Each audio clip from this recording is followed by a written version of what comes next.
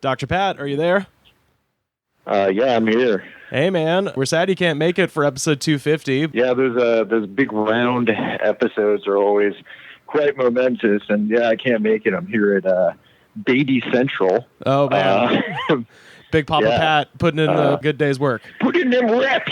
I'm... Diapers, bottles. Diapers. He's been really into snuggling, eating, and rotary fans.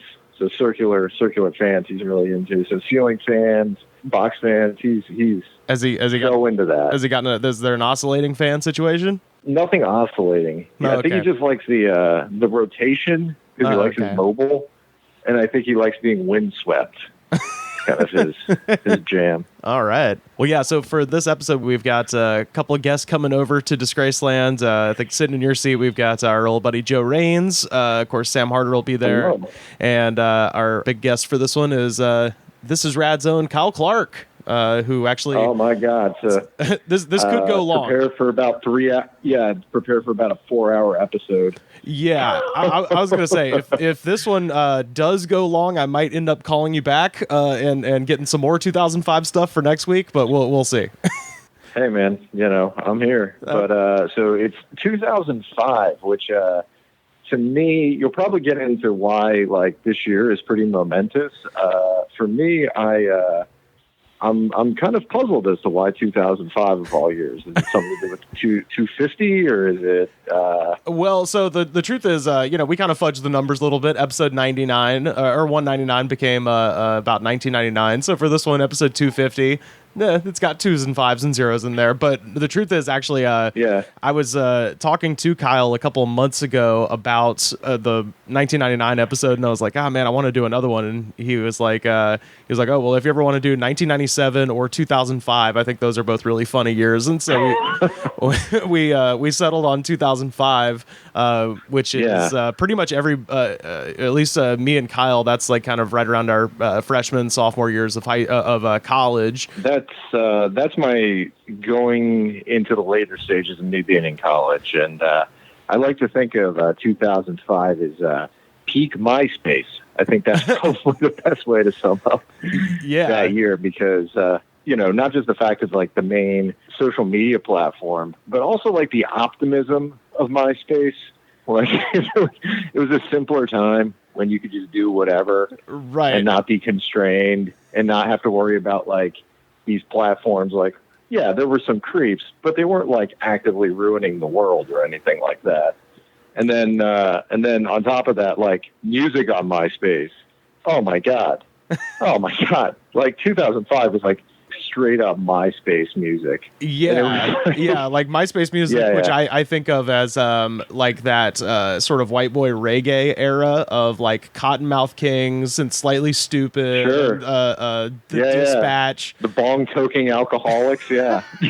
Yeah, like you would just go to some annoying kid's MySpace and it would just start playing "Gonna Smoke Weed for the Rest of My Life," like one of those songs. Oh yeah. I mean, it's still Afro Man was playing on MySpace. Even though, well, Afro Man would never go away fully. Oh yeah, no, at least on MySpace. Although all the music on MySpace has been deleted, so that whole like swath of time has been like eliminated off the record.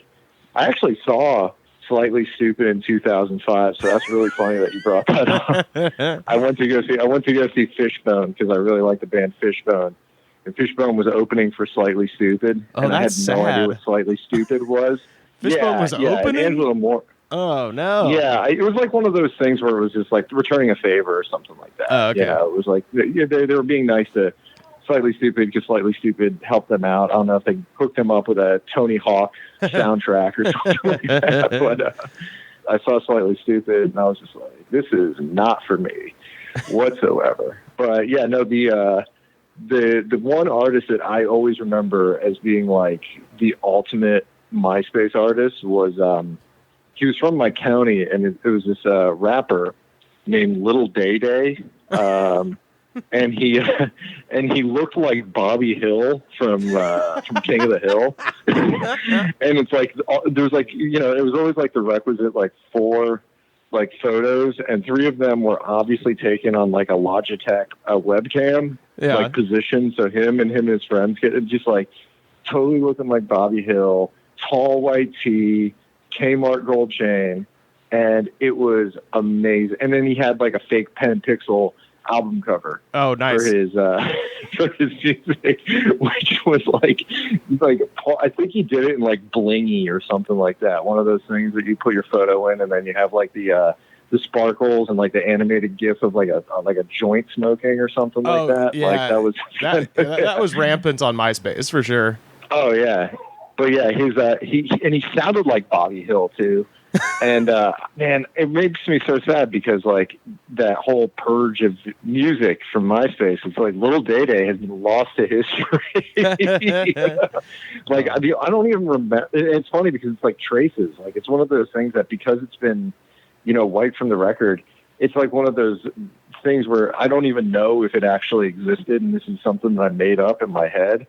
But he had like one song that I remember it explicitly. It was just like these Fruity Loop beats. I think they were like the demo beats. And he just bursts in and goes, "Fuck you, Aaliyah, I fucking hate you." And it was just like, and like the first 2 lines were about like I guess his ex-girlfriend or this girl that he liked, Aaliyah, because like Little Day Day was like probably like entering high school. But hey, we had a chime in from the Peanut Gallery. All right. I remember the first line was about her like hooking up with his friend in like a tree, which I presume like a tree house. But then he said it was like her mama on a sack of weed. That was like the only thing I remember from that. It was maybe it was fantastic. Maybe it was like a reference to like a Day Day and Aaliyah sitting in a tree. KISS. Yeah. Truly, but Day Day wasn't in the tree. KISSING. It was somebody else, it was a little, and I think it was a little bit more graphic. So, yeah. So high drama with Little Day Day in Titusville. But yeah, no, I'm interested to see what you all have. I mean, I'm 2005. I don't remember most of it because it wasn't noteworthy to me in a lot of ways. I mean, I think of it as like being in college and like being on like a discopartybus.com, going to some college party while, Gold Digger plays on repeat. Oh, yeah. I definitely have that in my notes, late registration. Yeah, because it was like, for me, the 3 songs, well, that was in there, but like the 3 songs I remember being like all over the place then were like Yin Yang Twins Whisper Song, Riding Dirty by Chameleonaire, and Mike Jones back then. That was like, I just have the image of Southern frat bros with 2 pop collar shirts and croquis yelling Mike Jones drunk, and it was just everybody asking, did you call? Hey man, is that his real number? Did you ever call, 281-330-8004? So for me, I don't recall much of it, but I guess, we'll listen to the episode and see what you dug up. I got my notes in front of me. This, like I said, there's a chance this might go long, so I might have to call you back. Yeah. Do you think you have more 2005 indeed. stuff that we could squeeze out on a second ep? Oh yeah, sure. All right. Well, cool. Let's roll into episode 250. All right, cool. Now fix to start kicking ass, just like it said at the beginning of the program. Man of the hour, tower of power, too sweet to be sour. Sending your ass on the jabroni jet to the other side of the territory, brother. The Alabama Hammer. Nightmares on the best part of my day. The goods from the wood. Hot damn!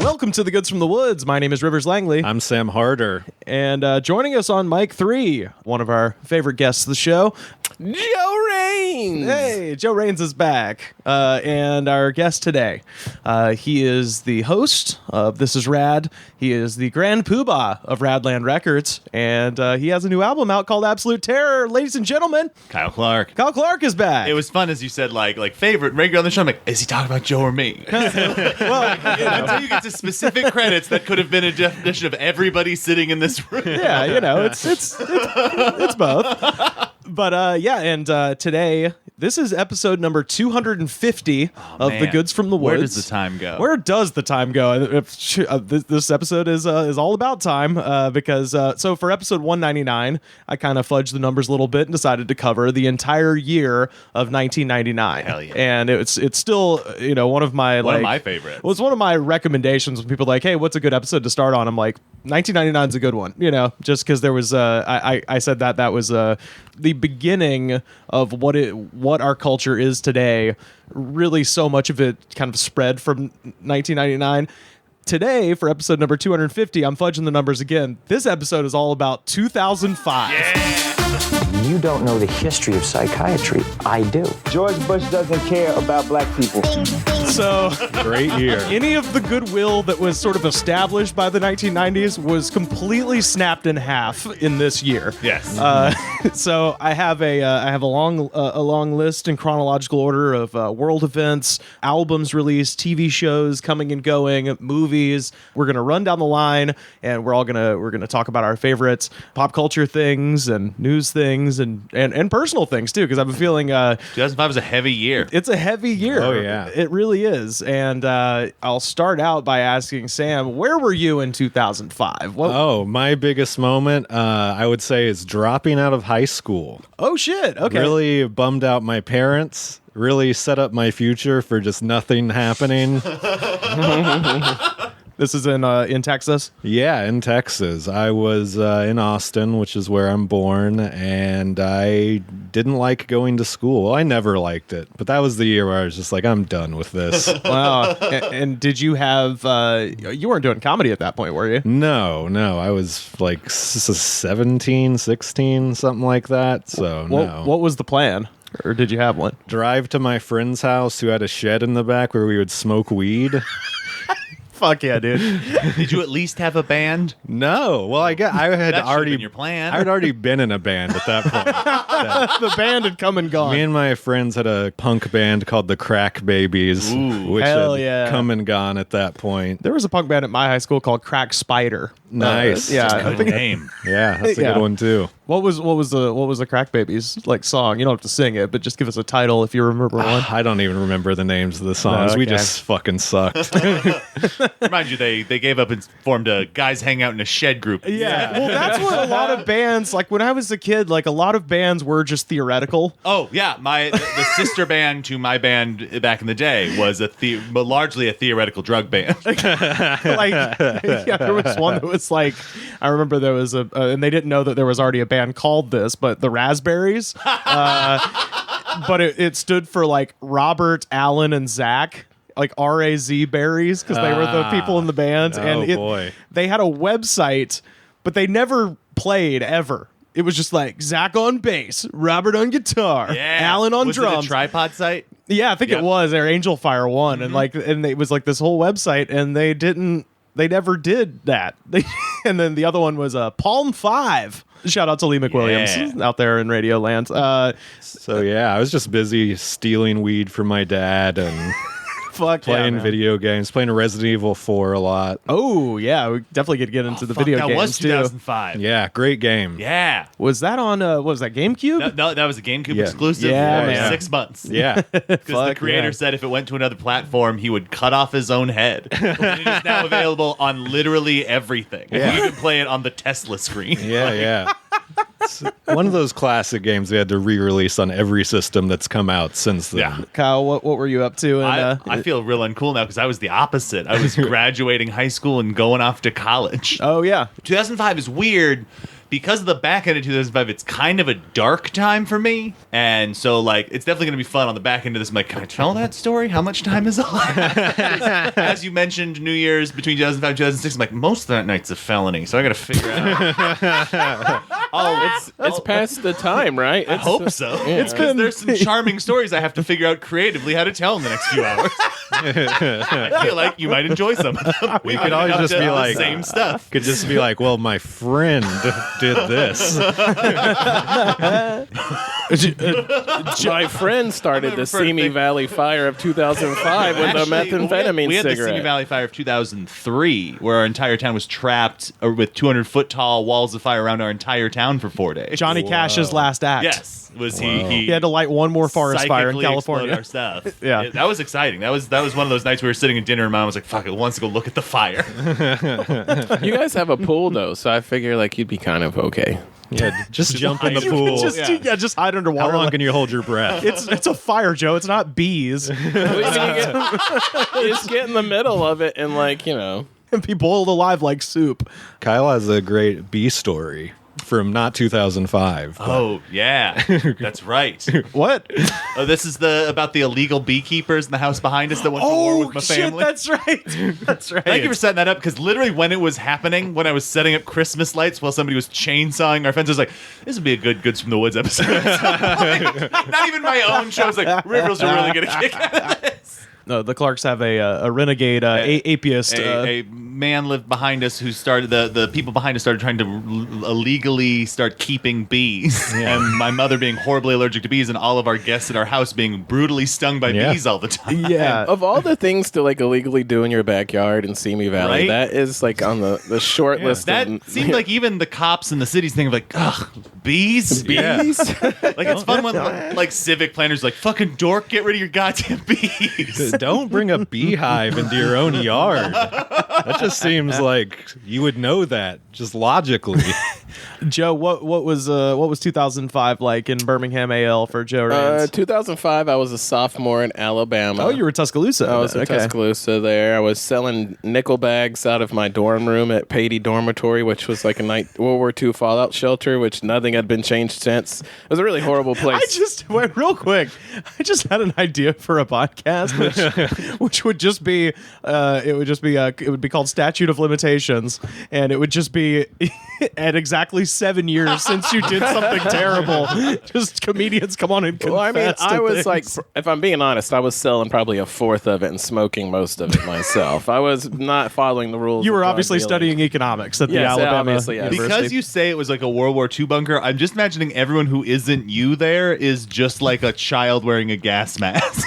I mean, it was a World War II fallout shelter where they hadn't updated anything and nothing worked right, and it was like it should have been like destroyed. Like even you couldn't get cold water; all the water was scalding hot. So if you were taking a shit, like your ass was so sweaty because the toilet water was scalding hot. What? Yeah, I mean, it was a horrible place. And the only cool part about What living the there fuck are you talking is about? that they had a 24-hour diner at the bottom of it called the Patey Diner, and that's where everybody would go when they got shit-faced. So it was bananas crazy at night. It was open till like 4 a.m. And the toilets literally gave you swamp ass. Yeah, because it was you couldn't get and the air conditioners didn't really work either, and people would throw it was like 10 stories high, or not 10 stories, like 5 stories high or something like that. So like people would throw shit out their windows just to see it fall because it was fucking Patey. Is anybody else having like a nightmare idea of just the idea of trying to poop into soup? Yeah, I mean it was not so good. And like Water temperature's never a thing you think about Until it's a problem. Until it's a problem. yeah, well, I mean, even in the showers, it was like little curtains where, like, you were like obviously like this. The curtains were moldy and gross, and like it was not for anyone who was like ashamed of their body. Like everybody was seeing everything. Oh, dorm life was amazing. It was always fun by the end of the year when you realize like I've seen everyone on my floors ball. Oh yeah. And probably not even in the shower because No, everyone's absolutely drunk and crazy. The diner down there had a lady there everybody called Snoop Dogg's mom because she looked like Snoop Dogg wearing a wig, like exactly like Snoop Dogg wearing a wig. So if you ever meet anyone from Alabama, like from the University of Alabama during the early 2000s, just be like Snoop Dogg's mom. They'll be like, "Oh yeah, Patey 24-hour diner, yeah," and she would just tell people like, "Shut your fucking mouth!" Like she would just curse you out and just like out of nowhere, like you couldn't do it. You had to like basically be very quiet. So it was like soup Nazi. You had to be like real quiet, not say anything, place your order, not look at her, like slide down the little counter, or she would just start dog cursing you out and kick you out because I guess she was tired of drunk people. But like, it was as you get. Yeah. Well, I like the idea of setting the tone already that like we were all some level of scumbum in this period. Oh, yeah. But also, I also feel like everybody in 2005 was like a little bit of a scum bum. Like look back, America like, was a little bit of a scum bum. Like America saw MySpace and was like, yeah, let's all do that for a while. Oh, Well, man. 2005 is when Facebook got really popular. Oh, we're 'Cause gonna- 2004 was like it was closed to like the Ivy Leagues. 2005 is when like the University of Alabama got it. Yeah, well, we're gonna talk about it. So let's start off here. I'm actually gonna start in 2004 when Take me back. So December 5th, 2004, Dick Clark suffers a stroke, and it's announced that Regis Philbin will take over for him at New Year's Rockin' Eve. Is the idea that like most people won't fully notice the difference till it's too late? This is from the That's not Dick Clark. This is from the Washington Post.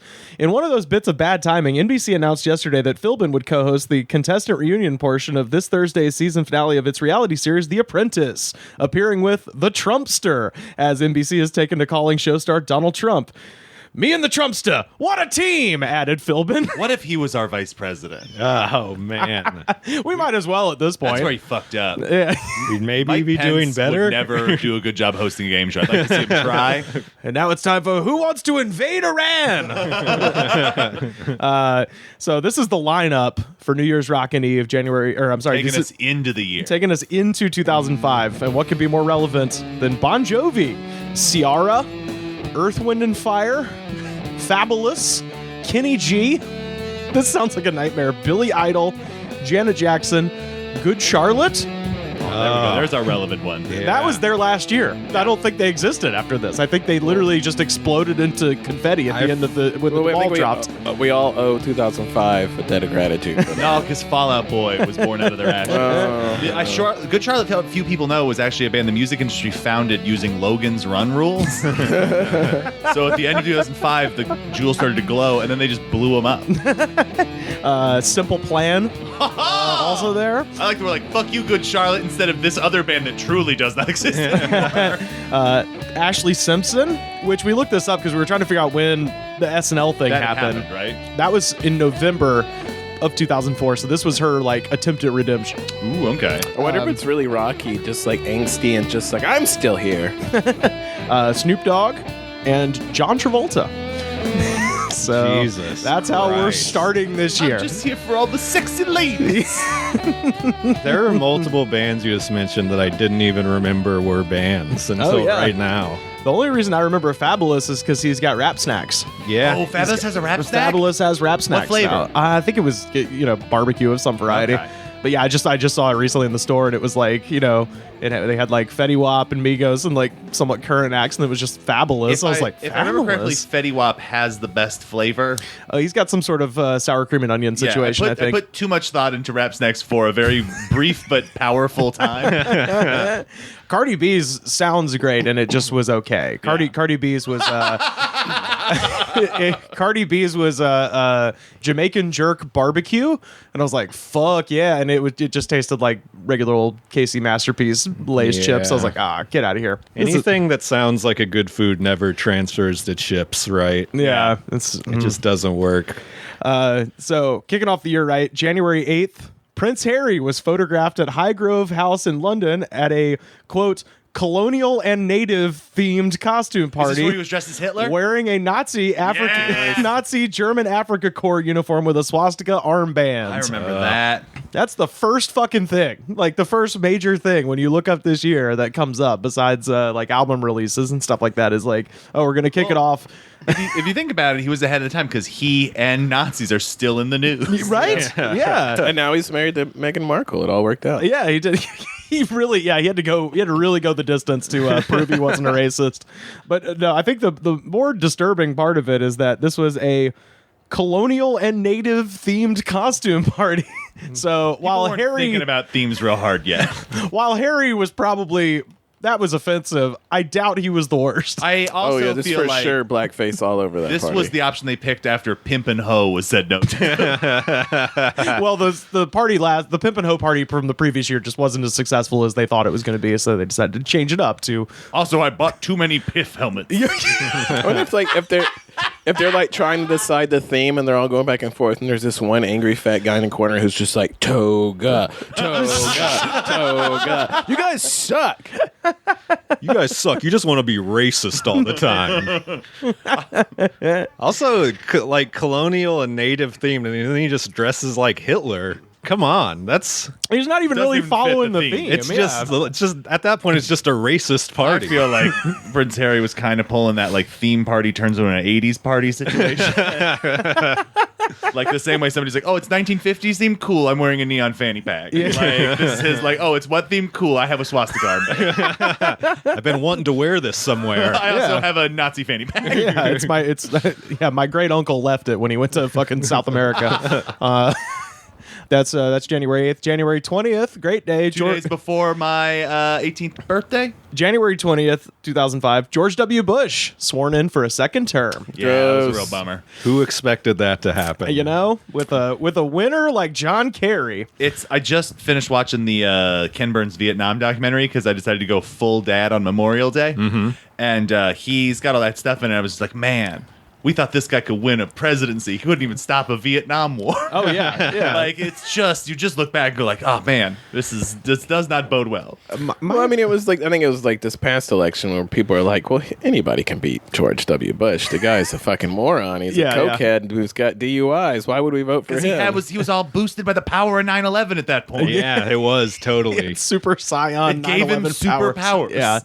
There was a moment that I was thinking about recently that I don't know if anybody's discussed in a long time about John Kerry, where there's this hilarious picture where he's coming out of some sort of like science box. Like he's in a lab. Oh, is this the Frankenstein thing? He's in a lab of some kind, and they're like showing him like some area that, you know, like I don't remember what it was, but it had to be dust free. So you had to wear basically like a full body suit, and so it's just him and his stupid face coming out of this like weird collider thing where he looks like a penis. Like that like rules. it literally looks like a dickhead. That's where they keep all the Heinz money.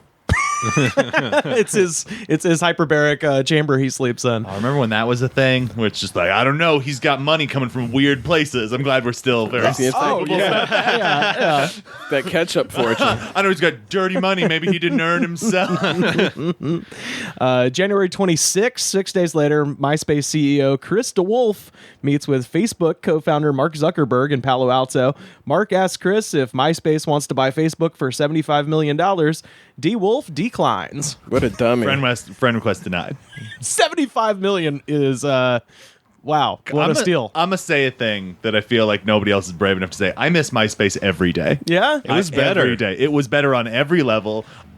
I feel like even like what you were supposed to do with it was different. Mm-hmm. Like, I don't know if I have like the bias just because of like the stuff I was up to, but I feel like it like kind of pushed a little more like creativity. It wasn't like I'm eating a sandwich and I hate the government. But even like the MySpace comedy pages, you had to like people like you could put videos up, but it was more like a way to showcase your writing. So for like, if you were a big dummy, your MySpace comedy page was garbage and you weren't going to get booked. I had I posted poems regularly and got the 1 to 2 kudos system. I don't know if you guys remember that. Oh yeah, the kudos. Yeah. And then I remember like because I had learned HTML to build one of my band's websites, and then the first time I saw like the band pages for MySpace, my nose started to bleed because they had taken stuff that it was so much fucking work for years. And put it into one thing where it was all there and it was easy and more effective than any of the work I'd done up to that point. That's what I was going to say. It taught people coding in a really so you could make a sparkly lady with the marijuana belly button. Taught people coding in like a caveman type of way. Did you have a MySpace? No, I at that point was very anti-social media. Okay, but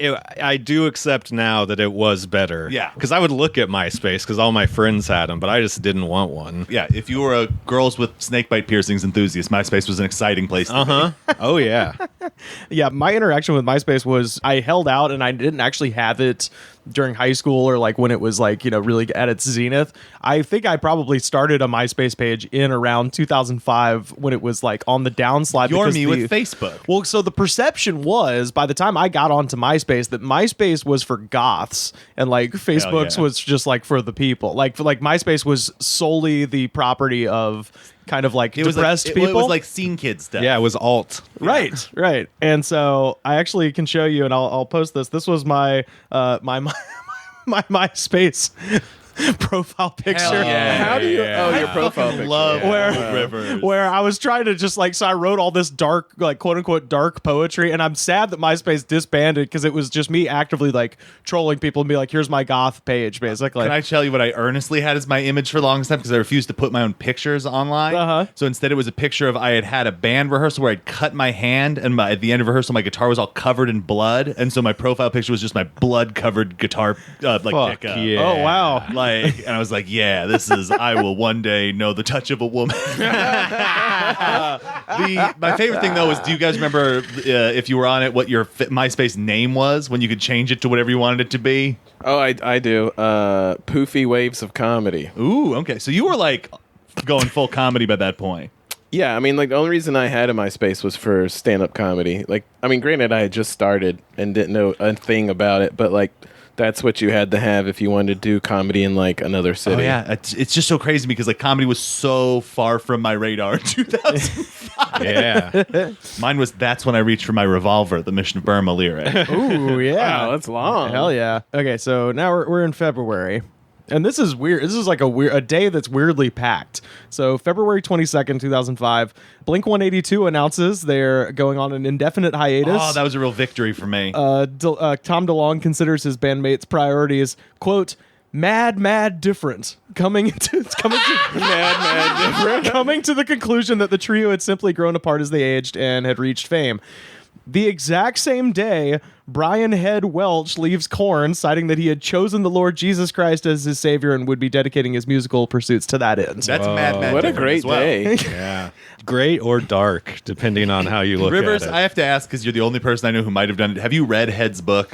No, I haven't. Because he has a book about his Christianity journey, and Whoa. I about once a year get real tempted to buy a Kindle copy of it and spend a day reading it. Yeah. Well, I was just gonna ask, since it's in the news, has everybody seen Head playing with Mike Huckabee? Oh, Oh, That's a thing? We'll post this on our Twitter. We're at the Good Spot, but Brian, I got to tell our audience something. About 5.5, 6 years ago, you and I first met. Yes. I interviewed This is already you, pissing me and off. I said then, hey, we got to do music together sometime. You remember that? Yes. We got to do music together sometime. And you said you would do it. Yes. oh my God! You will still do it, right? this seems like it was edited by Vic Berger, Yes. but it's Okay, for sure okay. just I realize that just when the two real? of us are on stage This together, is real. it may not look like Shut we the actually fuck up! blend, No! but we do. What? Yes, we do. Mike Huckabee is dressed like he looks like a frog in a suit. Head is still just white guy with dreads. Oh my fucking God! Yeah. So that is Mike You ever have Huckabee. like a moment where you didn't know how bad you needed something until you see it and your life makes more sense? This is Mike Huckabee and Head covering the Korn song "Blind." And God, I want Huckabee to start singing so bad. he doesn't sing; he just plays. That's just plays, disappointing. man.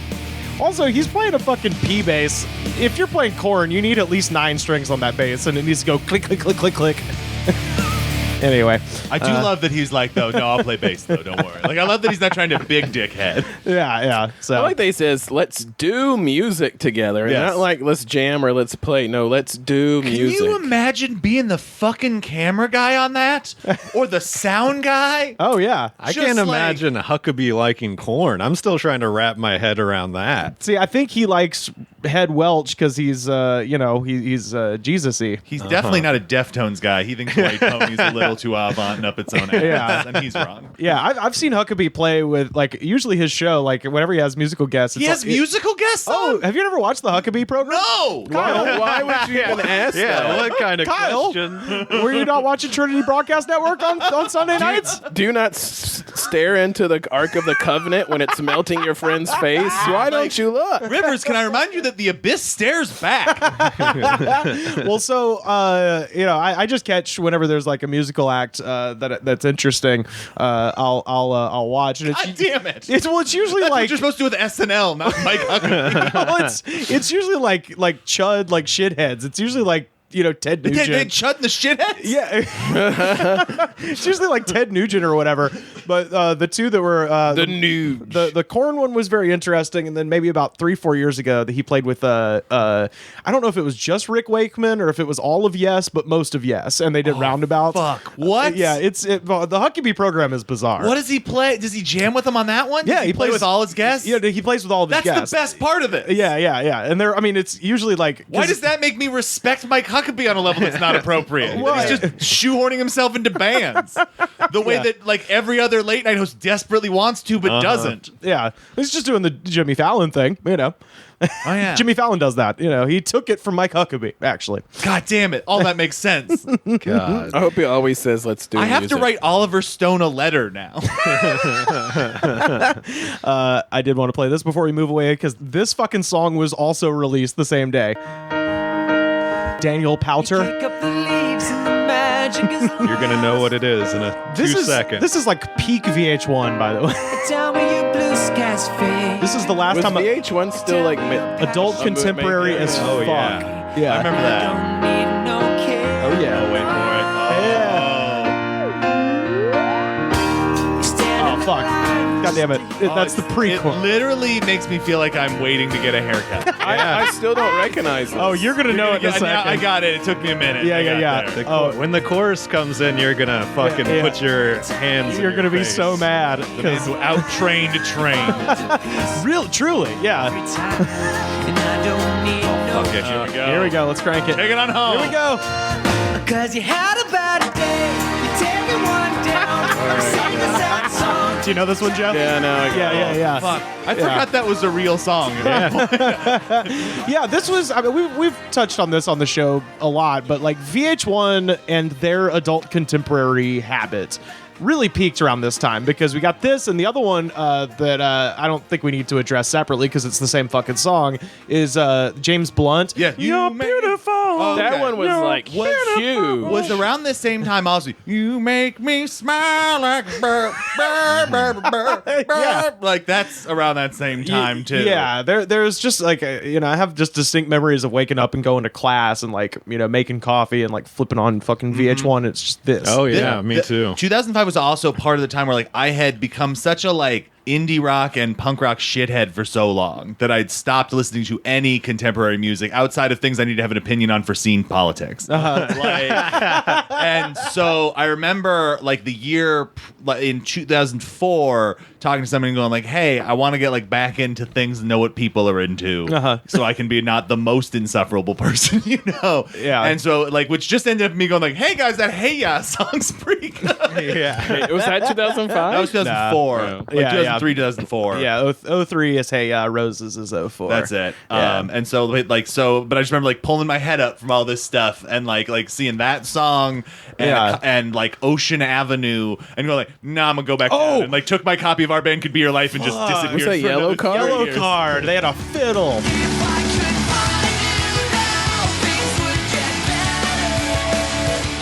Yeah, that was so weird. rock fiddle. I consistently sit in terror that song's gonna end up in my like most played on Apple Music. Oh yeah. I have forever had an idea for a scene in something I'm writing where a bunch of people get horribly murdered to that song.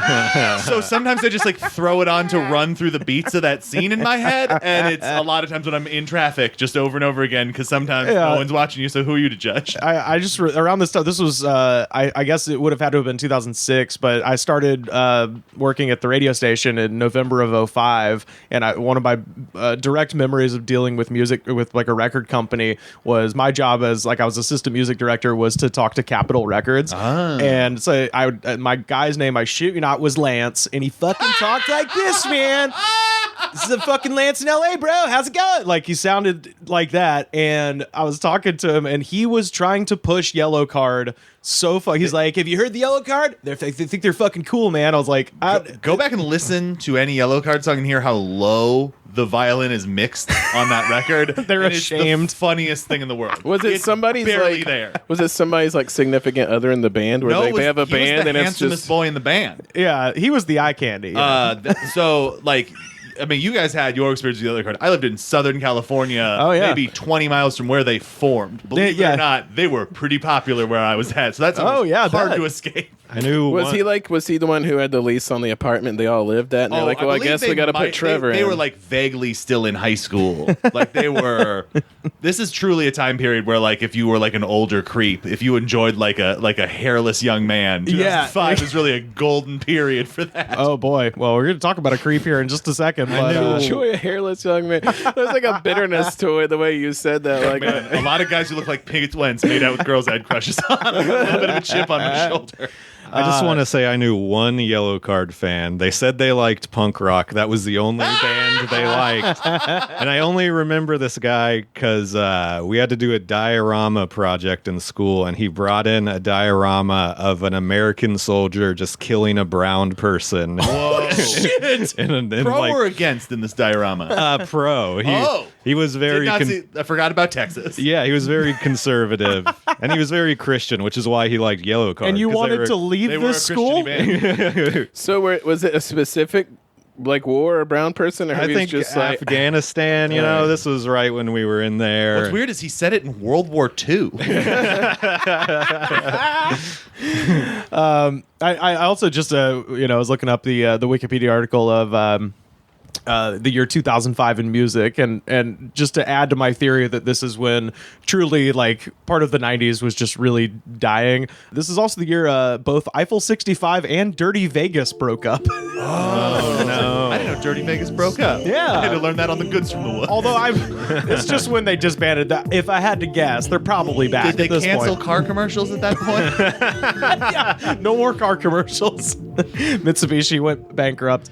So yeah, that's February 22nd. I'm just wondering how many of these guys are still like multi-millionaires based off one song. The Have a Bad Day guy. 65 is. Yeah. Dirty Vegas hasn't worked. They don't. And they got into that commercial run too. That's the real. That's Have a Bad Day Slim too. Money. Oh yeah, it did.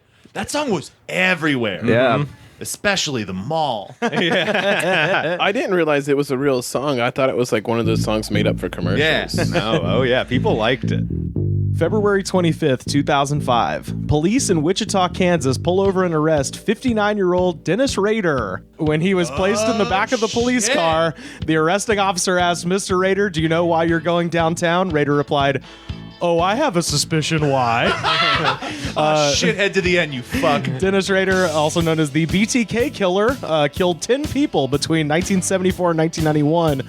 On February 28th, Rader was charged with 10 counts of first-degree murder, and on August 18th, he was sentenced to 10 consecutive life sentences with a minimum of 175 years. Do you guys know how he got caught? No. Because it's the I don't remember. 2005 fucking setup. He was writing these letters and printing them out and then sending them to the local news and to the police.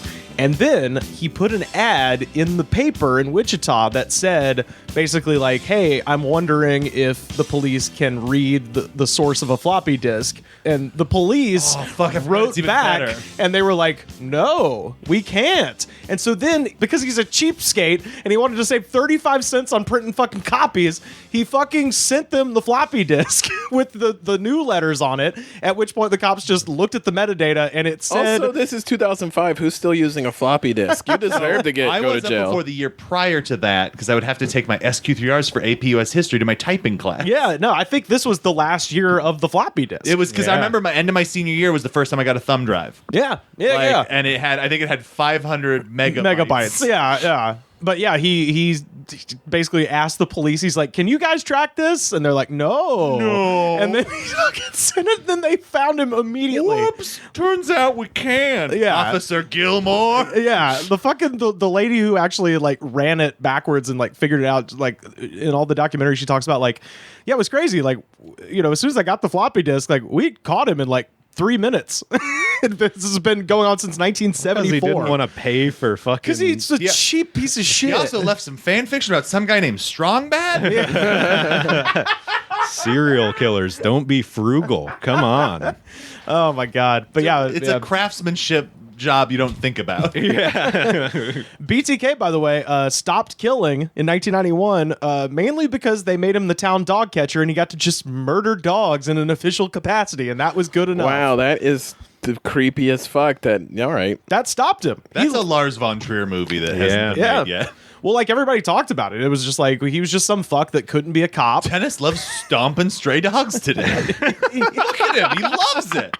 I mean, I think if you look at, he was also like a deacon in the Presbyterian church. Yeah. I think if you look at super religious people who like crave power in church, they probably have murdered. Oh, you mean the history of Christianity? Yeah, they're murderers. Like they've killed somebody. Like, wow, Steve's really upset. He didn't get to be the treasurer of the church council. Guess he's gonna beat his dog tonight. Anytime the name Deacon's involved in anything, I was watching a movie last night, and a character Was it named Blade? Deacon. No, it was. Was it Bill and Ted? It was City of Industry. Was it Bill and Ted's? Oh, Bill and Ted, adventure? his younger brother is named Deacon. Deacon and Theodore are two boys in that movie who are brothers. Some shit always goes down in those movies. Yeah, Deacon's a solid name. City of Industry. I have like to add that. that to my Deacon list. I like the idea of anyone who's just like when somebody's like, "What's that movie?" I can't think of it. They always just say it was a Bill and Ted's Excellent Adventure. It was Bill and Ted's Excellent Adventure. Was it? A package arrived at this Wichita TV station. And then it's signed BTK. He said, quote, "How about some names for me? Well, I like the following. Some names like the BTK Strangler, the Psycho." And then he continues, he says, The Wichita Executioner, the Asphyxiator. "How many do I have to kill before I get my name in the paper or some national attention?" I think it's this line that absolutely stopped everyone in their tracks.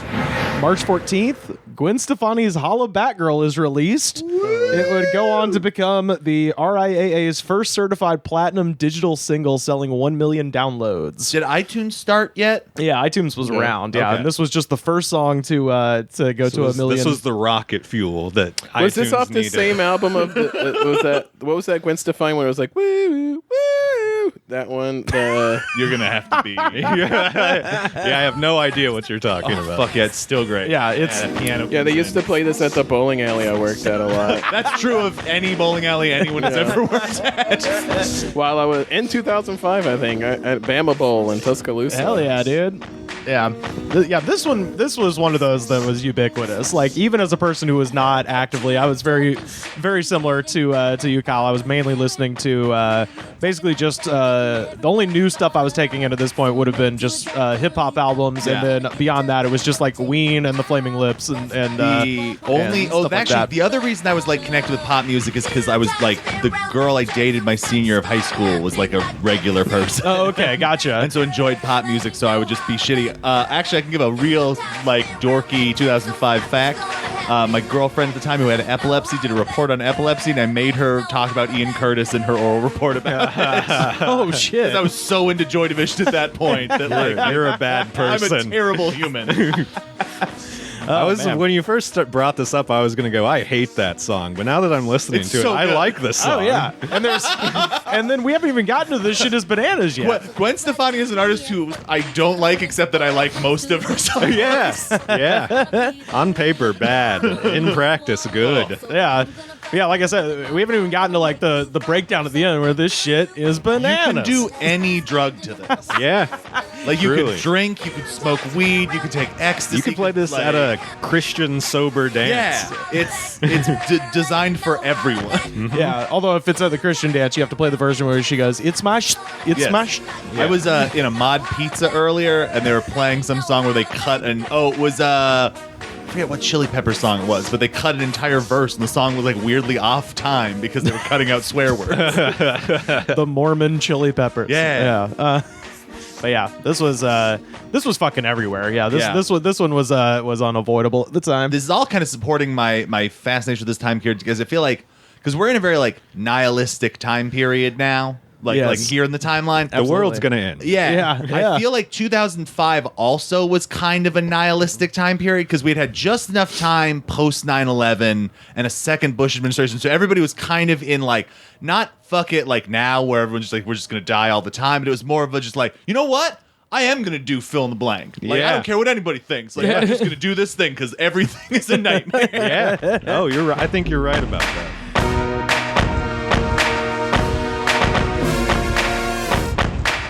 Hey y'all, Rivers Langley here. I just wanted to take a second to recommend some great podcasts that are available now on Stitcher Premium. The queen of comedy podcasting, Lauren Lapkus, is back with a long-awaited new season of With Special Guest Lauren Lapkus. This is the only podcast where the guest is actually the host. It's entirely improvised and you never know who will show up. And speaking of improv, you can binge on comedy originals like Big Grande's Teacher's Lounge, which the AV Club says mines pure comedy gold from education's underbelly. Teacher's Lounge is a behind-the-scenes look at the fictional Hamilton High School as told by 4 of its honors department teachers, played by UCB's Big Grande improv group. With Stitcher Premium, you can also get thousands of hours of original and ad-free content like Conan O'Brien Needs a Friend and the classic Comedy Bang Bang. Plus, you get early access to new releases, exclusive bonus episodes, and archives of your other favorite podcasts, plus hundreds of hours of stand-up comedy albums. To get a free month trial of Stitcher Premium, go to StitcherPremium.com and use the promo code WOODS. That's right, go to StitcherPremium.com and use the promo code WOODS.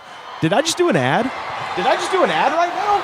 You are a sniveling little suck-up sellout full of suffering succotash, son! Thanks, Roman. StitcherPremium.com. Use the promo code WOODS. Now back to the show. I think Sam is going to take this one. March 11th, 2005. Wonder Shows and debuts. Kids Show, Kids Show. Oh, good Lord, it's a Kids Show, Kids Show. One of the greatest shows ever.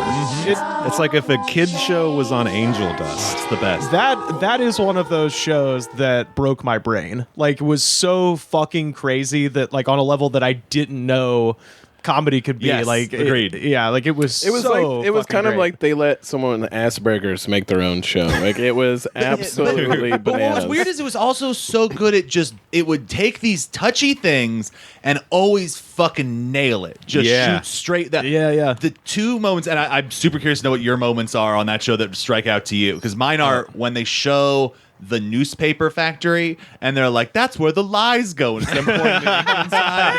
And the other one is the little kid dressed as the dead pope going, on behalf of the Catholic Church, gimme, gimme, gimme. Oh, yeah, that's great.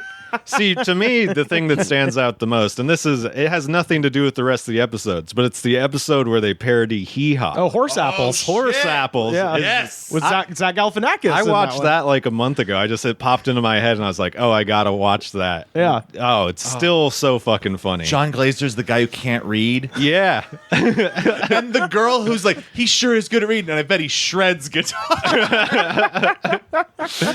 Oh my God. There was so much just unspeakably dark stuff in there that I was like, I don't understand how they got away with this. Peak edgy comedy. Yeah. Yeah, it was edgy comedy, but it wasn't edgy in that way of just being like, oh, we're going to be like disgusting for the sake of being disgusting. It was edgy in a way where it was just like, oh, this is like a level of darkness that I didn't know could be explored. I just meant for the time period. You could get away with anything at this point. Breaking news at this hour! The news is breaking! The news is breaking! What happening? Wonder Shows and is gonna get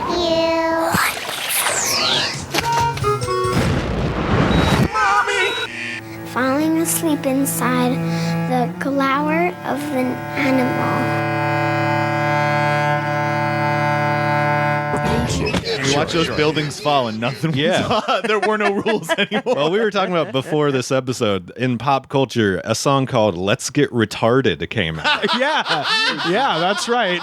Which they had to change to Let's Get It Started. So, did you guys have the DVD for Wonder Shows in season 1? I did. Oh. Yeah. If you want to talk good nightmare fuel when you were like stoned at your friend's Scumbag Palace, there were 2 menu screens on it. One, the opening one of the ones was just somebody smashing a bottle and screaming on no. And then the other one was that animated piece was the chicken whipping somebody going, that's for stealing, and that's for getting blood on my whip. And like the number of times I would pass out at my friend's house and then wake up to no. God, that is frightening. And they set it up so that every fourth one was slightly longer. So if you were real fucked up, you thought you were losing your mind. The people who made that show were like performance artists. They weren't even like stand-up comics or anything. They just were funny guys. It feels that way because it's never a show that winks at you and goes like, huh? It just keeps moving. And like it said something fucked up and then walked away. And you're just well, I got to go with this thing. Yeah. Like, well, that production company, it's that like or whatever, like PFFFFT or whatever, and they would go on to do like I think Xavier Renegade Angel, and, Final Flesh. Yeah, like they went on to do a bunch of stuff with Adult Swim, but Wonder Shows was on MTV too. But MTV used to have kind of a track record of cool underground stuff because like Sybil and Ollie came out of there. Mm-hmm. Yeah, like Daria and like Pete and Pete being on Nickelodeon was a lot of the same people working on that stuff. Yeah. Like, Viacom used to have a soul. Yeah, man. I hate when it sounds like I'm saying that. But yeah, that was like 2005 was kind of the last holdout of Adult Swim being like, no, we do animation. Yeah. Like that's a show that if it was 1 year later or 2 years later would have easily been on Adult Swim, but was over on MTV too. And I loved it. It felt more subversive being on MTV too. The Yeah, fact that, it did. When it would go to commercial and you just see all this dumb bullshit. Yeah. Like commercials for yellow cards. Yeah. Like and weird stuff like that. And then you're like, I can't believe they're getting away with this on this channel. Right. It's like a puppet eating glass and just blood out of its mouth. So much blood. When Yeah. they played the episode backwards and then they'd hidden all these messages in it that didn't even hear when it plays backwards. Yeah. Yeah, man. That was it was one of those where I was like I said, when I watched it, I was just like, this is kind of just for me. Yeah. I can't imagine anyone else enjoying this as much as I'm enjoying One this of right the now. great moments in comedy. Dear Lord. I always enjoyed the street interviews. What always make me I was gonna say the famous one with the blue puppet and the guy who won't get that out of my face. The one where his face is blurred out. And he's like, stop fucking filming. He's like, well, you keep following me, and it just keeps going on, and he's just like trying to slap the camera. And when he's on the jogging path, he's like, what are you running from? Oh, yes, yes. And then the one guy, he says, women? And he's like, I don't think so. I seen your face. Such a good show. My God. I want to watch the whole series I have again the first now. season floating around nice. somewhere. That second season's a real son of a bitch to find now on DVD. Oh, really? But it's so good. If I got it, it's probably on that shelf behind you somewhere. It's one of those shows that if some people saw like one episode of it, they would be like, well, I'm gonna purposely avoid this show forever. Yes. You knew very quickly if it was a thing that was for you. Yeah. Hi, I'm asking people, who did you explore today on Wall Street? Kids on the beat, kids on the street, beat kids, beat kids. Excuse me, can I ask you a question? Sure. Who did you exploit today? How did I exploit? I didn't exploit anybody. Why would I exploit somebody? When did you sell your conscience? You can't run away from a child. Gotta go to work. So, your money doesn't make you better than me. Can you justify capitalism in 3 words or less? Can I justify it? Burn Wall Street! Burn Wall Street! When the revolution comes, where will you hide? Under my bed. Under my bed. You disgust me. Profits before people. But wait a minute, isn't that backwards? Shouldn't it be people before profits? You need this to wipe your hands. You got blood on it. March 29th, Mitch Hedberg died. Yeah. March 29th, OD'd on Speedball, and Hedberg's death was formally announced on April 1st, leading some to believe that it was an April Fool's Day joke. I mean, I got like easily 30 text messages that day of people just being like, "Are you okay?" Like that. Yeah. That was my dude. That's the whole reason I got in the comedy. You did was save him. your phone number in a lot of people's phones as Mitch Hedberg. Yeah, a great loss for comedy. Yeah, that was a shit. But as somebody who's done Speedball before, I get it. Yeah, they're great. Top notch. Yeah. I actually saw him like twice in the couple of months before he died. Same here. I'd seen him like a year before, yeah. Yeah, I saw Did he come to Alabama Alabama? Yeah, he came to Alabama months before he died. He came to Auburn as well. And he was 45 minutes late. Yeah. Because he got lost apparently, and then wandered onto stage, and I guess they gave him like a lectern or whatever, and then he proceeded to do maybe 40 minutes, and it was all jokes I had never heard before or would never hear again. Yeah. And like most of it was just like, what the fuck's happening? But there was like maybe 15 minutes that was some of the best jokes I've ever heard in my life, and they've just disappeared into the air. Yeah. Did you ever develop T-Ski into a full bit? I don't think so, but the only one I remember well was where he was like, that'd be crazy if you saw a fat robot, because that shit's man-made. That's not supposed to happen. Like just wild shit like that, where it would just be like, I would just laugh till I cried, and he was at his height then, so like this isn't a Ferguson theater, probably holds couple hundred, but there was packed so tight. There was like people sitting on the armrest, people sitting on the aisles, people like standing in the back. They put up speakers in the lobby of the Ferguson Center. Then they had put up speakers on the outside because they had no idea how big he was with like my age group. Yeah. But as soon as somebody found, they didn't even advertise it because they didn't figure anybody was going to come. But the second people found out on campus that he was coming, literally hundreds and hundreds of people came because he was huge. Like he was. I can imagine, like in the '90s, they would, how they traded their mixtapes or whatever, and you discover new artists that way. I mean, when I was in college, that's how you discovered comedians and stuff. It was like somebody be like, you heard this, and you just give them like burned CDs of like an album of something. You just be like, this is Mitch Hedberg, you're welcome. Definitely remember burning more than one copy of "Shut Up, You Fucking Baby" around this time and handing those out. Or Skanks for the Memories. I handed a fuck. Skanks for the Memories is one of the 4 stand-up comedy albums I like listened to before I got into stand-up comedy. Yeah. I always feel guilty when I hear like Joe talk about like his love of stand-up, because I'm just like, man, I wish I'd love to stand up. I was just a fucking weirdo nerd. I was a little kid. I would go, not a little kid, but like in middle school, I can remember when the internet first became famous, or not famous, but like first became like big. And like there was those joke websites where it would just be websites where you click a button, new joke, click a button, new joke, click a button, new joke. And I would print all the jokes out. And in my room, I just had binders of jokes. So like you probably had a personality as I was like the quiet kid who was like, boats, let me tell you 8 jokes about boats. Sounds so cool though. Like he's a little joke machine. I saw Hedberg open up for the Comedy Central tour that was Dave Attell and Louis Black. Oh, shit. I still have a shirt that's signed by Dave Attell and Louis Black. Mitch Hedberg did not come out to sign anything, as you could imagine. He also bombed completely. Like I think nobody who shows up to a Dave Attell Louis Black show either knows who he is or likes that style of comedy as much. And also, I think Mitch was really on drugs at this point. Yeah.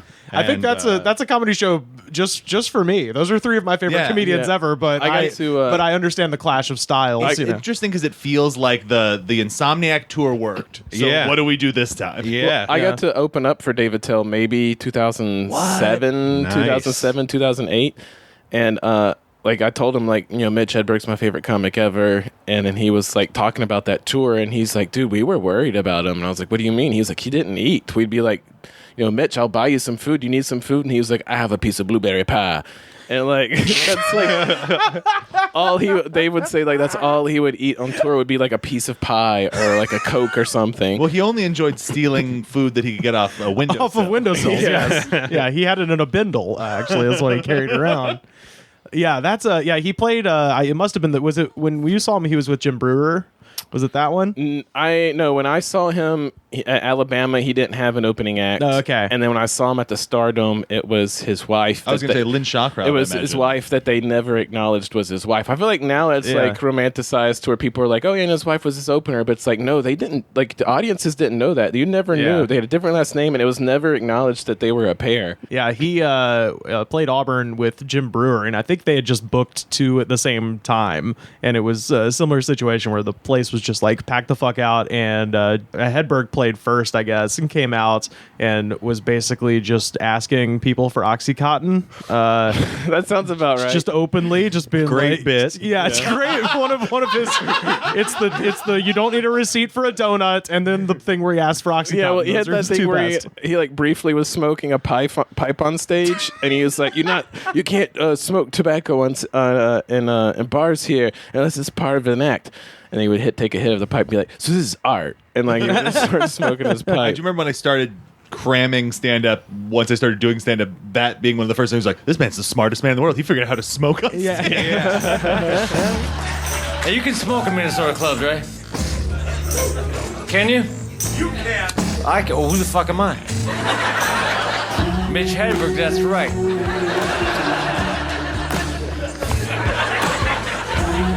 Whenever I take a hit of the pipe, you fuckers should be laughing.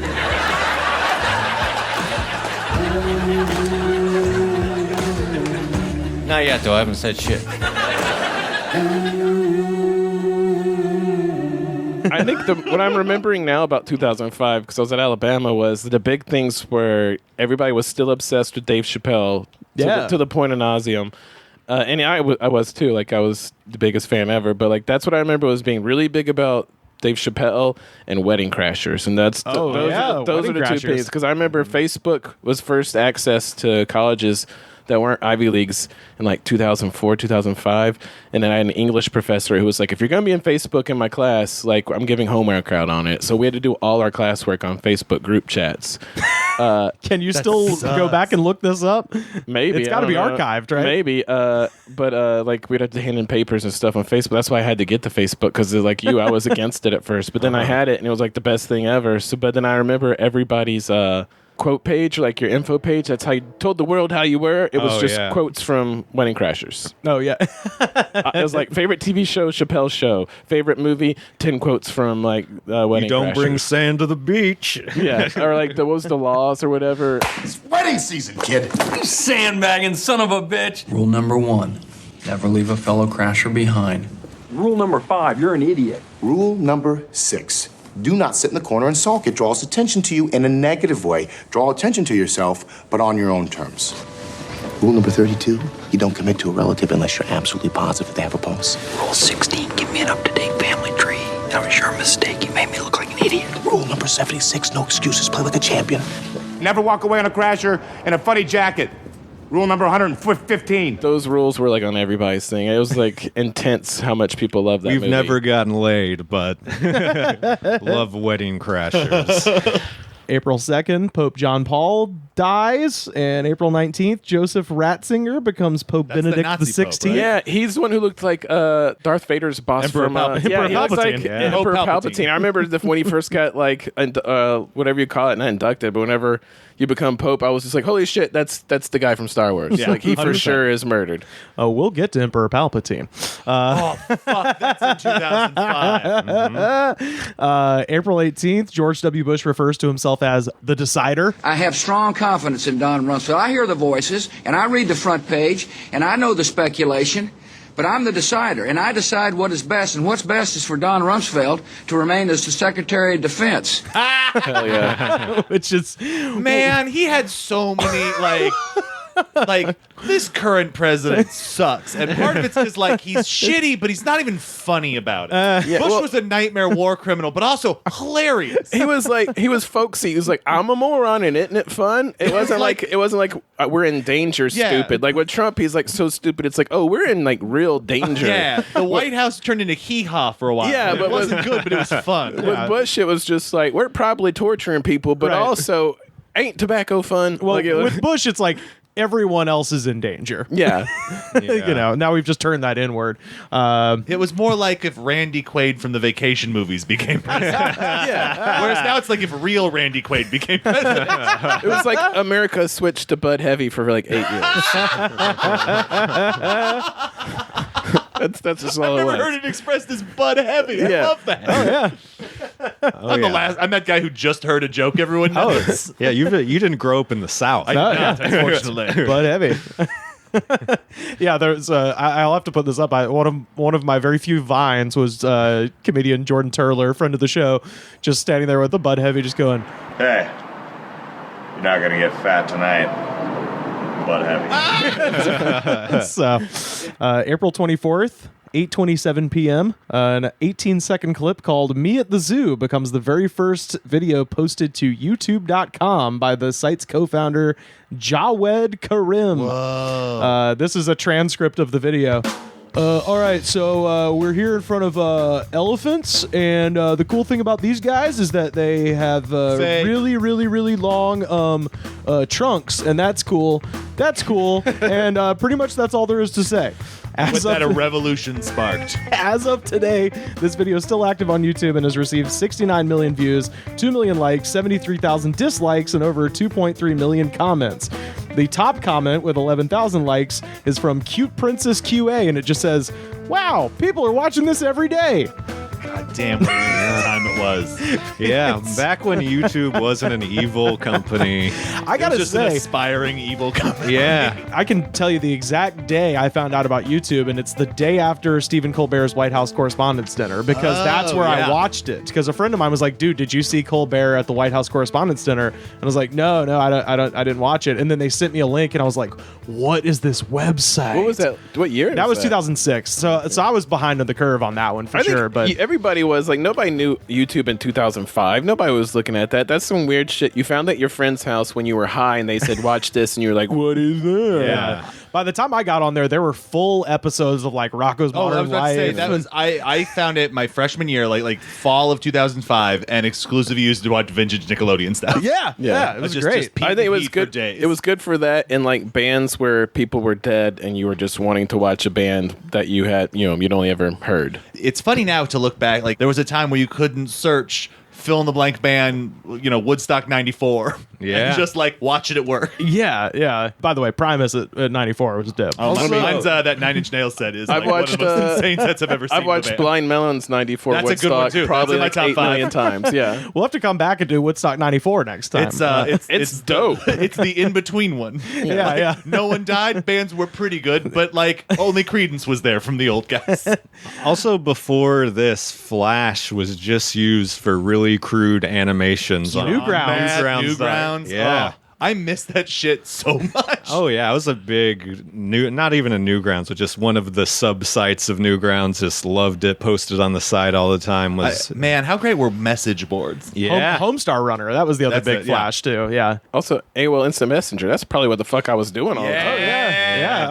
I had like 20 screen names, like a couple of websites. Yeah, I was all over that shit. I had the same one the whole time. I was Slacker XK. Nice. Pre-rad, Slacker was the word I tried to like absorb. Like, this is who I am. I've seen Clerks too much. Yeah. And then your away message was who you were. It actually, my away message was just holla at your boy. Doing lots of AIM and playing Age of Empires 3. That was probably my 2005. Oh, there you go. Yeah.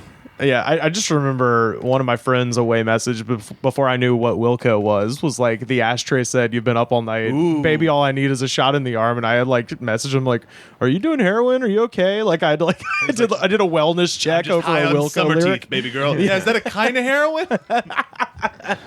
Kinda. May 19th, 2005, Star Wars Episode 3, Revenge of the Sith is released.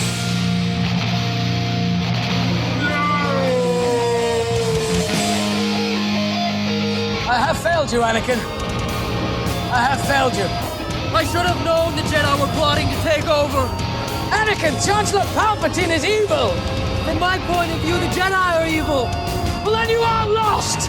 You underestimate my power. Did anybody else go see it at midnight, or am I just that guy? I went the next day, and let's get into this because it's not get into it. It's not a bad one compared to the first two. It's the best of the prequels. I love it. I think it's good. Yeah. You get to see him become Darth Vader. What more do you want? What do you want? I would say it's not what I want; it's what I don't want. It's weird. Also, all of the dialogue in that movie. You don't go see a Star Wars for dialogue. You go for the because action. Luke, I am your father, and there is no try. Star Wars has no. But that's like a iconic sentence. lines. That's a sentence. That's a sentence. Like you're not sitting there. It's not. But it's from not my point of view, Shakespeare. the Jedi are evil. Right. Yeah. What's the iconic line from Star Wars Episode 3? I'll tell you exactly what it is. It's Right. All the iconic lines from the prequels are iconic because they're stupid. You know what I mean? Like that's the thing. And now hate and sand, love and wizard things. And I've been saying this shit for years, and it's starting to fucking happen. That now that we're 20 years out from Phantom Menace, and it's only the situation is only going to exacerbate as time moves along, as it has a tendency to do. we got prequel apologists everywhere now. Oh, as someone who worked in schools Everywhere, for years, yeah. little kids love them. Yeah, well, now those little kids are fucking adults, and they're like, "Fuck you, I love Anakin Skywalker." Yeah, they're 21. They're on Twitter. They're dicks. And they love that shit. The weird thing about 2005 is like I have like photos of all this shit, so I'll post a lot of this like if I can find it up on our Twitter at the Goods Pod. But here is I was so excited. Here's a photo of me with my Star Wars 3 ticket for the midnight show. I have a whole run because I did like an evening in line getting in for that first midnight screening. This is 12:04. It's my showing. I guess it was my senior year that I had shot the first like film thing I had ever shot. We did a zombie movie for my government class where we taught partisan politics through zombie stuff because I was that guy. But I in the process of buying all the like gore effects for our zombie movie, I had made friends with a magician who worked at the prop shop where I was buying all of my like gore stuff for our movie. And he was also at the same midnight screening. So it was me and my brother and our magician friend. Oh boy. And we're sitting in line and like there was a real order of operations because at first we were all playing this like board game and then a bunch of dudes who I ended up knowing like years later I was like, oh, I know who did this, but like threw water balloons at us and like destroyed the magician's board game and it made me real sad for him. But then and like my magician friend was bummed and we're all hanging out and then somebody who was waiting in line showed up with a portable TV and had just gotten Team America on DVD. Oh my God. And so a whole lines where the people sitting on a sidewalk watch Team America on like an 8-inch black and white TV. Hell yeah. And then my girlfriend had stopped by and we were still in the dog days of nerd bullshit. So like the fact that I had a cute blonde girlfriend show up to support my Star Wars thing and then leave, people were just like, you have a girlfriend? Is she coming back? Does she want to hang? I'm like, no guys, it's not her thing. But like at the same time, like, yes, it is pretty exciting. Like I was like, guys, don't be that. Come on, we can all do this. Yeah. I said for years about episode 3, and I think I still believe this. Like for a while, I was just being like, it's the fucking worst of the prequels. Episode 2 has always existed before episode 3. I have softened on that position, but I still maintain that it was impossible to fuck up, and they fucked it up. It was the main story everybody was waiting to see told. And of course, I think I said at the time they should have made Anakin a heel in episode 2. And then the third one should have just started with him just fucking murdering people. Look, we all have our pitches for what Star Wars prequels could have been. My biggest fanfic, though, and the thing that I think they missed the opportunity for is that Mace Windu straight up murks Boba Fett's dad. Yeah. Right? And then he just gets thrown through a window by Palpatine and you never see him again. It's pretty fun. It's hilarious. They missed the opportunity, though. What I always thought would be cool is for Mace Windu to hit the ground, but with his Jedi powers, like he's fine. He's just like fucked up, and then like teenage Boba Fett just walks by and casually steps on his head or something, like. Now, Disney, if you're listening, that's one pitch, and that is viable, and you have the technology to do that. I'm gonna pitch a much less expensive thing, whereas as Mace Windu gets launched out the window, it just goes, motherfucker! Solves all the problems. Hey, this may be an unpopular opinion, but I always just liked 3. I'm fine with it. It's my like, I don't hate it. Like, I don't have like Star Wars rage about any of them. I think the second one's a real pile of dog shit. That's the worst one to me. But like the other two, there's plenty of watchable stuff in them. Like it's laughable, but it's like it's kind of fun. You get a fight between the Emperor and Yoda. I mean, what more? Well, come on. Wait, in 3. That's 3. Yeah, I never want Yoda to fight ever, though. This is when Yoda was young. Are you telling me you didn't enjoy him fight versus Count Dooku? Oh yeah, which a video game character fight an old man. Everything I've always wanted in a volcano. It was pretty cool. May 30th, 2005, an 18-year-old Mountain Brook, Alabama woman named Natalie Holloway goes missing in Aruba. Shortly thereafter, a Sprite pulled their month-old Sprite Remix Aruba Jam soda from stores. It's all about the new Sprite Remix Aruba Jam. Dude, when that shit happened, every comic in Alabama had like 20 minutes on that Sprite flavor. It was insane. It was a pineapple-flavored soda and is still highly sought after by true soda heads. The first comment on the Sprite Remix Aruba Jam page on ephemeralnoms.blogspot.com is from... That's a good get for a URL. It's from September 24th, 2012, and it just says, I will suck your dick for one of those cases. Whoa. The early aughts had a lot of quality products that were pulled for what one reason or another. I would like to have my Aruba jam wash down my spicy superstar, the one that Paris Hilton did the commercial for. And the burger was great, and that commercial was tasteless. But don't punish me and my loving of a spicy jalapeno double Western. Yeah. I had forgotten all about the Western burgers. And it's I've always resented Paris Hilton because she took the best burger Carl's Jr. has ever fucking made away from me. I love the Western burgers. You notice I was just trying to make the Natalie Holloway thing less terrible. So, and I turned it into a way to politicize a burger I like. But yeah, no, that was fucked up. And obviously, it took that dude murdering another person basically on camera. He murdered two other people. Who was this? Joran van der Sloot was the it's was the apparently guy who, like super easy to murder if your dad's rich. Yeah. It's super easy to get away with everything if your dad is rich. But yeah, he was a Dutch guy who just basically was hanging out, killing people in the in Aruba. Killing foe. But yeah, that guy's name was Joran van der Sloot. I'm glad John McClane finally got him. That's what Die Hard with a Vengeance or Live Free or Die Hard is about, right? May 23rd, 2005. Tom Cruise appears on the Oprah Winfrey Show, and he jumps on the couch. That was 2005? And screams, "I love this woman!" I mean, how did she marry him after that? That should be like a red flag of red flags. They might already been married. And then, no, it was his girlfriend at the time, and he was so in love that he jumped on the couch several times, and Oprah said, "You're gone, boy. You're gone." And that was what she kept saying about how in love he was. And then he kept screaming, "I love this woman!" She was talking about the manic episode he was having. I love this woman. I love women. I love them. Yeah. Can't you see? God. So that was all going on right as she was having to promote fucking Batman? Bingo. Yeah, Batman Begins came out that year too. So he was actually promoting War of the Worlds, which was a terrible movie. I was actually going to say the opposite. I fucking like War of the Worlds. It's the most boring Tom Cruise action film ever. There is no action. It's not an action film, though. It's a sci-fi film. Yeah. Whatever it is, I'll sleep watching it. I mean, I've actually never seen it because I was so like Tom Cruise is weird and I don't like shoes on a couch. It's pretty good. I don't like shoes on a couch. So I never saw it, and I've heard it's good. So now it's like on my to-do list. Fuck your couch, Oprah. I enjoyed the Fuck crashed couch. airplane from it at Universal. Yeah. You know, there's actually an area above Universal Studios you can drive up into. There's like a neighborhood where there's like a little overlook, and you can just look right down on that plane crash. Cool. You don't even have to pay for a ticket to Universal Studios. Ooh, a life hack. Anybody Life listening? hack. But at LA Halloween life time, hack. they'll fill it full of scary clowns, and you get to walk through it. Oh yeah, wow, that sounds fun. But yeah, that's May 23rd. 1 month later, June 23rd, he appears on the Today Show and criticizes Brooke Shields for taking medication for postpartum depression. Cruise announced that he's never agreed with psychiatry, even before his belief in Scientology, because he knows, quote, psychiatry is a pseudoscience. He says there's, quote, no such thing as a chemical imbalance, meaning Tom Cruise has never done open mics in LA.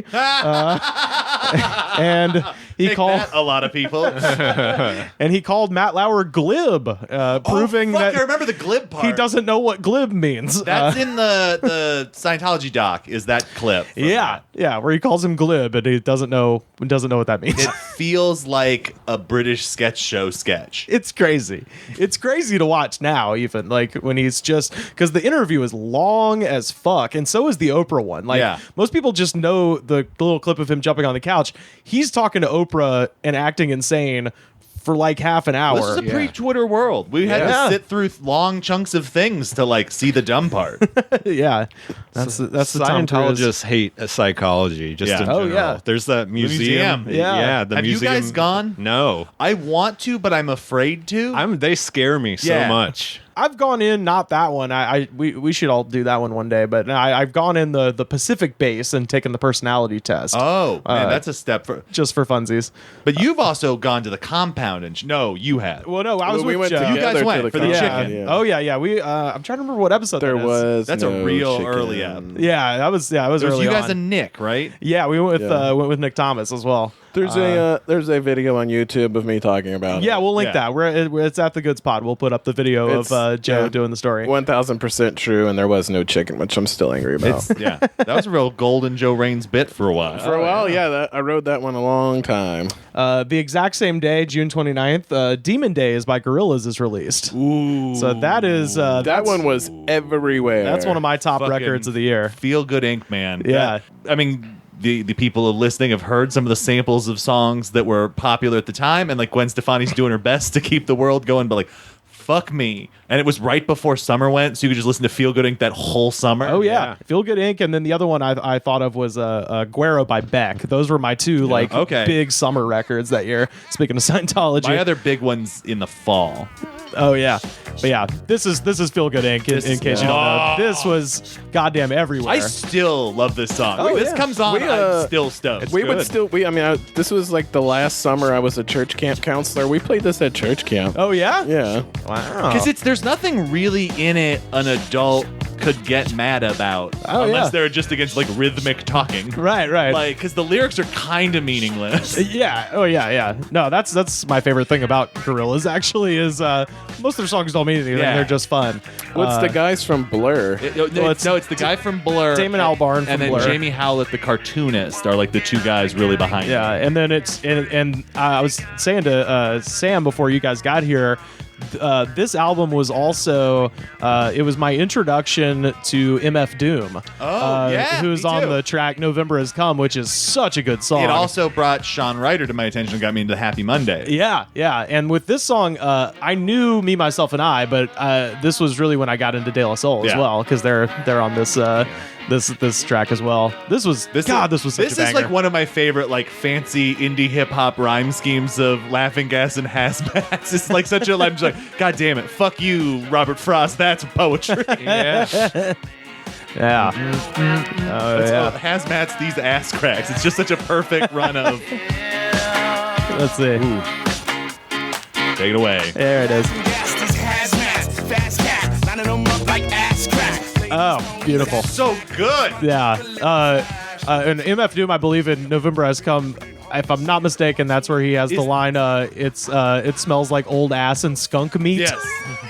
Which is so funny. I do also think it's interesting because I feel like without like this record prepares America, like it's like the prep room for Gnarls Barkley to become the biggest album I was gonna in say, the world for a minute. It's a prep room for electro, kind of, which becomes big 2 years later. And it's weird because this, like, sometimes you realize you were duped into the zeitgeist without, like, while thinking you were special. Like, I remember this was right around the time I started to get fascinated by synthesizers and drum machines and shit. Yeah. Like, and then all of a sudden that was just like electro showed up and it was like, oh, sweet. Yeah. So it's just the thing we're all doing now. Gorillaz is so solid. I think they're responsible for getting me into more good hip hop than almost anything else. It's 100%. That and like Adult Swim's interstitial music. Yeah. Yeah. And the next record, Plastic Beach, had Stylo, which is probably my favorite song of theirs, which really got me into Plastic Beach was the album after. That's a long gap. Yeah, 2010. I think they had a remix album that was out after that. But yeah. Anyway, oh, so good. Don't stop. Did you fucking it's so good. Unimpeachable. Anyway, it's it's so great. That's one of those songs that like occasionally I'll forget exists, and then I'll be somewhere to come. I'm like, oh, that's right. I forgot that song is coming up. That's good. Did you guys have live journals? I didn't use mine, but I did. I feel like 2005 was prime live journal. Oh, hell yeah. I used it to lurk other people's live journals. Yeah, I think, was it you I was talking to this about where like I never had a live journal, but it was so useful to find other people's and be like, oh, they're fucked up. Yeah. Yeah. Like you like meet a new person and you're like, ooh, and then you fucking creep on their live journal and you're like, oh no. The Tumblr of its time. Yes, Yeah, exactly. it really Like, was. or the other use, it's like, quick, I need an AFI lyric. Yeah. Oh yeah. I tried to find mine on there. It's like MySpace. It doesn't even like exist anymore. I think it's long gone. June 7th, 2005. It's 4 a.m. in the lobby of the Mercer Hotel in Soho in New York City. 28-year-old Nestor Estrada is working the overnight shift at the desk of the $3,000 per night hotel when suddenly Russell Crowe emerges from the elevator carrying the phone from his hotel room, and then he threw it at Estrada, cutting him in the eye. Shit! From the New York Times, The police arrived at the hotel at 4:21 a.m. and found Mr. Crow, 41, both sober and cooperative, which is the craziest part of this. Mr. Crow wearing stubble, aviator sunglasses, and a jacket bearing the name of his new film, Cinderella Man. Love it. Was hustled into a police SUV, which raced her way with a patrol of cars, 2 police scooters in tow, their lights and sirens running. He was taken the short distance to the station house in Tribeca and placed in the holding cell at 5:09 a.m. And he was the precinct's sole prisoner. He was charged with 2 felonies, assault in the 2nd degree, and criminal possession of a weapon, the telephone, in the 4th degree. Crow pled guilty and was conditionally discharged. So the story is he was trying to make a call to his wife in Australia, and the phone system wasn't working. And he had called the desk manager and was like, "It's not working. Can you send somebody?" It's 4 in the fucking morning. And he's like, "I will fix it as soon as we can." And he just came downstairs and chucked the phone at the concierge.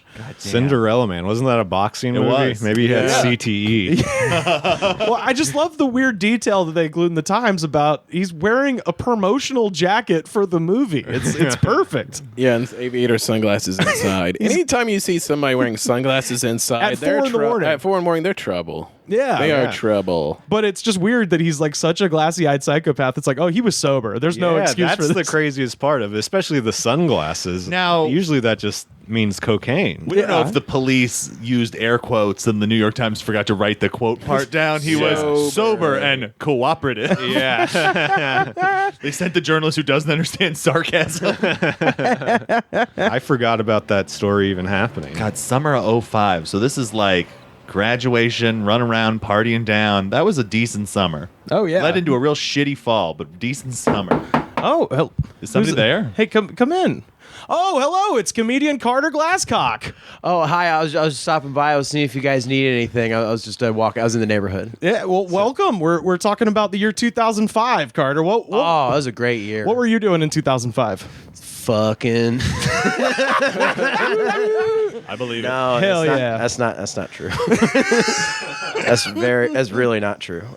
But 2005, I was still in high school. At Vestavia Hills in Birmingham, Alabama. All right. I'm going to throw one out to the Vestavia Hills Rebels. You got the most racist mascot of them all. That they will never change. No, they won't. It's been on like Last Week Tonight too, like the levels of how bad it is. But, good. The mascot's actually wiping his butt with an American flag. Sure. On the school gym.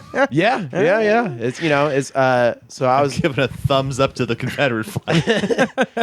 So yeah, it was the best years of my life. Was going to high school there, and I bet they loved you and were like super tolerant of like how you lived. I would go to. They were always like, "Hey, quit smoking cigarettes in the hallway." Oh, and I was like, they're lame. Yeah, I would wear a leather jacket and sunglasses and stuff. If the jukebox stopped working, you would just smack it. Yeah. They're like, "Don't park your motorcycle in front of the home ec class." Carter, I need you to know that I like you enough that for a minute I was like, I buy that he was that cool guy, and then I realized this was a bitch. No, I was a loser in high school. No, it was cool. We go to crazy punk shows at Cave 9. In Cave 9. Shout out to Cave 9. Is that even a thing anymore? No, it stopped being a thing after like 2008 or something. That was the go-to punk venue where you go see. It's great. It's where you would want to see punk shows or underage drink. Yeah, you do Same thing. all that stuff, and everyone from Birmingham's parents would drop you off there, and they'd get really nervous. Yeah, and but it was great. Our place was called the Cobalt, and it was basically the same setup. Was it also? Ours was it was an all-ages spot that did like local punk bands. Oh, okay, yeah. This one did both. There's a DVD put out. It was like the performances at Cave 9. And remember band DVDs, guys? It was called Turn Daryl Up. A friend, Matt Whitson, made it. And like Lightning Bolt was one of the performers. I wasn't there, but I'd heard the band themselves. Like, it was incredible, but they smelled so bad. Yeah. That you could like smell them outside, like they hadn't, and like no one smelled great. It was there, a but they were, smelly like, boy period. exceptionally- You look at yeah. any prominent punk band from that time, no one smells good. No one in Lightning Bolt, the Locust, the Blood Brothers, like Leftover Crack, like no punk band. Special Leftover Crack, yeah. Against Me, like it was all just sweaty people.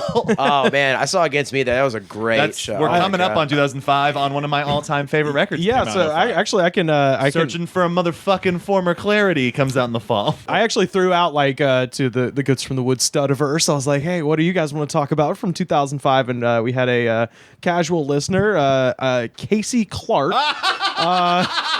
my little brother.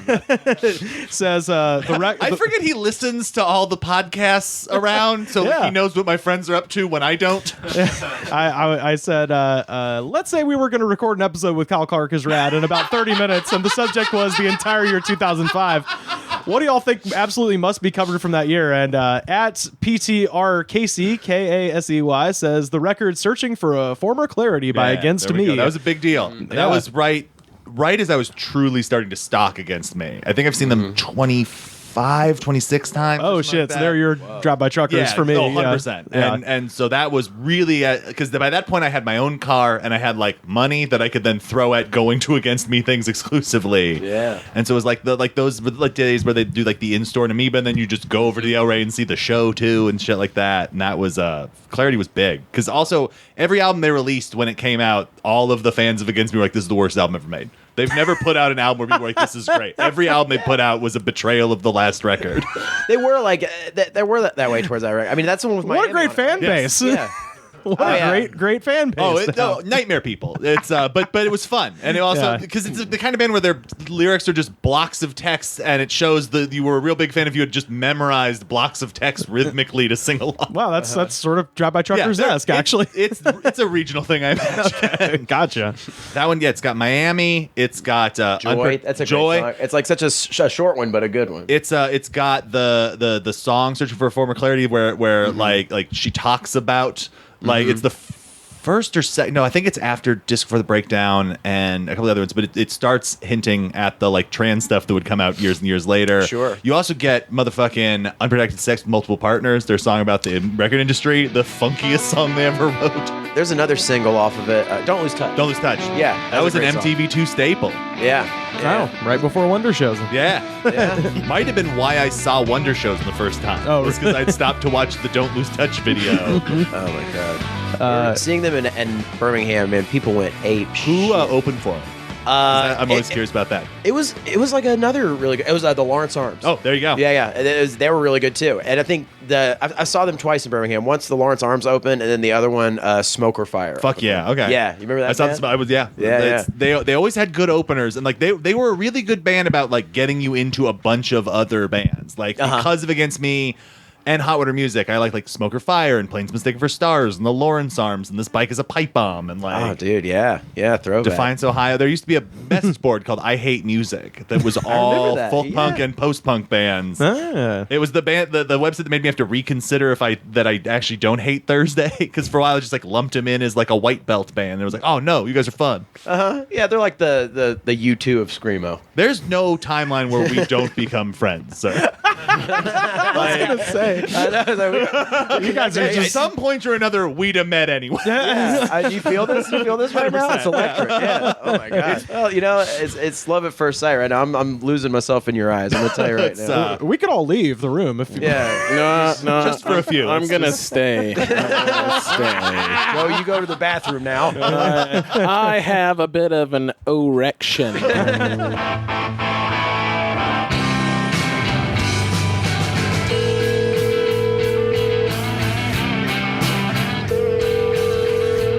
Hey, Pat, this is Rivers again. We went hella long, so we're gonna actually. Oh yeah, well of course. It was. Come on, when you have all those elements together between you and Kyle and an entire year, and we had Sam and Carter Glascock also showed up. So the episode's just been crazy. Yeah. We haven't even gotten to the biggest event, which is the cancellation of Viva La Bam. Oh my God! I mean, there was. We're still in June, my gosh. So what will happen to Rad himself? I believe next week we're gonna start talking about the hot coffee mod from Grand Theft Auto San Andreas, where you can have sex fully clothed. Yes. Yeah, high quality stuff. So we still got to get to that. So this is part 1 of 2005. So I'll just say follow Sam on Twitter at SlamHarder. Follow Kyle at Kyle Clark is Rad. Follow us at The Goods Pod, Facebook.com/The Goods Pod. Every episode ever, YouTube.com/The Goods Pod. Dr. Pat, what should the folks do when they get to Apple Podcasts? Oh, they should rate, review, and subscribe and tell a friend because it shows the attitude of gratitude.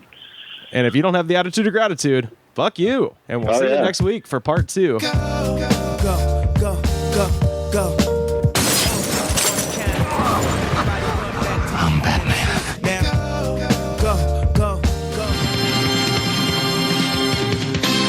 The Goods from the Woods was mixed, edited, and distributed by me, Rivers Langley. You can find the show on Twitter at The Goods Pod. Our theme song was composed by DJ Smiles. Check him out on Twitter at DJ Smiles.